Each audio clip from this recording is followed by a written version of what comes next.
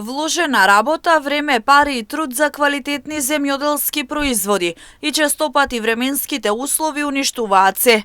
Некогаш секој земјоделски посев бил осигуран, со што земјоделците биле сигурни за она што го работат. Денеска велат немаат навика па ретко кога се осигура некоја нива.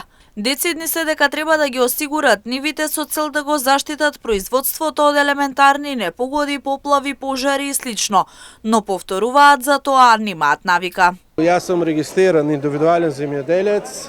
Нема некоја навика, иначе добро е, како осигураме возилото? Добро е да се осигурат, ама нема навик уште. До душа не сум ни запознаен, јас може да не е ни скапо, ама пак ќе кажам, нема навик уште. Да почне и се осигуруваме. Многу ретко. Па немаме навика за да осигуруваме и кога дојде до оштета, после не е криво. И се кошта, например, и да го осигураш, тоа кошта и за тоа не се осигурува. Помалку се осигурува, например.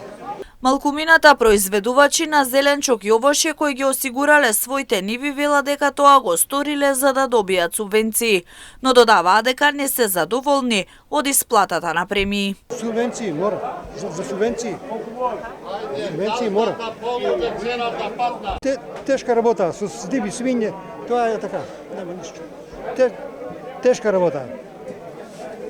Ептен со земјоделието е многу тешко. Не сум баш задоволен од осигуровката.